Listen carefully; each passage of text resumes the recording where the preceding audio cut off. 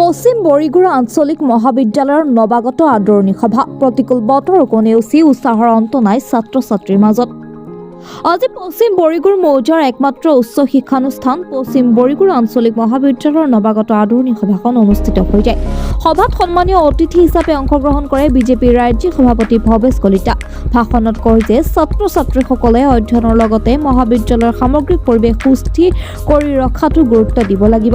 1984 চনত প্ৰতিষ্ঠা হোৱা উক্ত মহাবিদ্যালয়খন সমগ্ৰ পশ্চিম বৰিগুৰ মৌজাৰ একমাত্ৰ উচ্চ শিক্ষা অনুষ্ঠান। এইখনে আজি নিজস্ব গুণ গৰিমাৰে অঞ্চলত জাকত জিলিকা অনুষ্ঠানলৈ ৰূপান্তৰিত হৈছে। মই আশা কৰিছো এই পবিত্ৰ বিদ্যা মন্দিৰটোৱে অঞ্চলৰ গৰিমা অটুট ৰাখিব।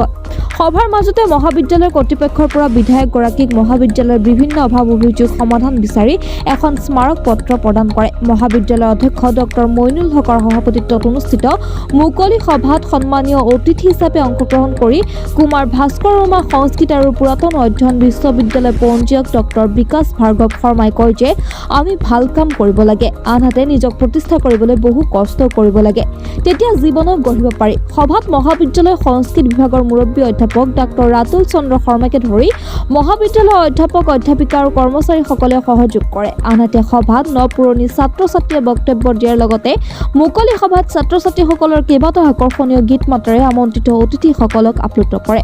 সভাৰ আঁতৰে ছাত্ৰ সংসদৰ তত্ত্বাৱধায়ক ডাক্তৰ পাছান আলী আহমেদে আৰু সভাৰ উদ্দেশ্য ব্যাখ্যা কৰে ছাত্ৰ সংসদৰ সাধাৰণ সম্পাদক ফজলুল কৰিমে।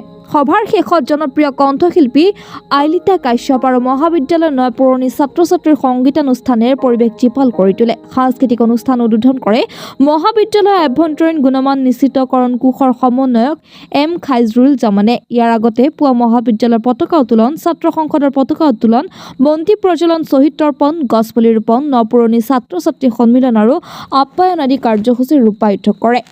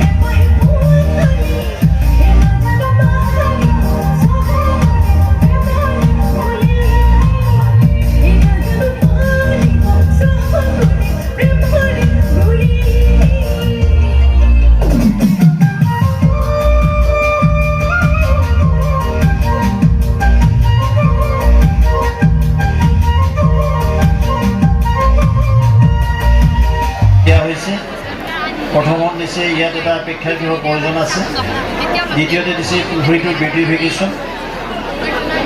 মই সামগ্ৰিকভাৱে কথাটো কৈছোঁ যে 1984 এইখন মহাবিদ্যালয় স্থাপন কৰা হৈছিলে আৰু আজি আহি এইখন মহাবিদ্যালয় 40টা বৰ্ষত ভৰি দিলে বা অতিক্ৰম কৰিলে।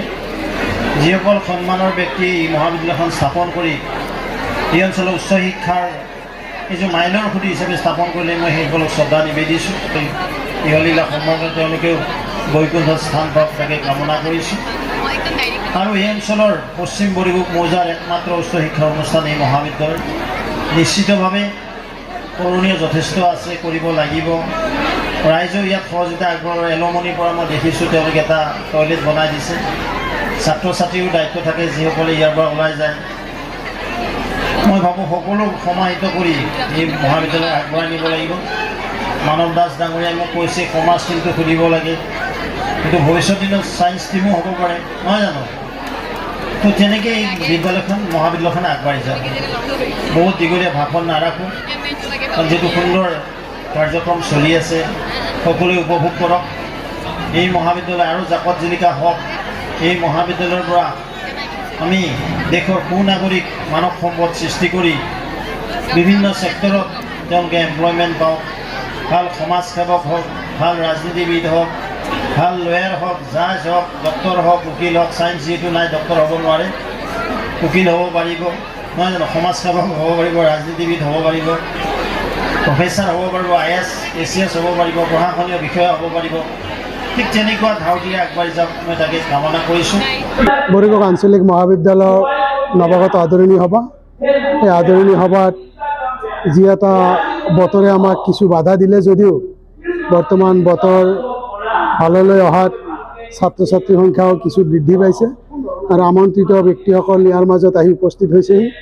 ইতিমধ্যে আমন্ত্ৰিত অতিথি এজন আহি উপস্থিত হৈছে আৰু খন্তেক সময় পিছতে আমাৰ মহাবিদ্যালয় পদাৰ্পণ কৰিব ৰঙিয়া সমষ্টিৰ বিধায়ক তথা ভাৰতীয় জনতা পাৰ্টিৰ ৰাজ্যিক সভাপতি শ্ৰীযুত ভৱেশ কলিতাদেৱ ইতিমধ্যে আমাক জনাইছে তেওঁ আহি আছে।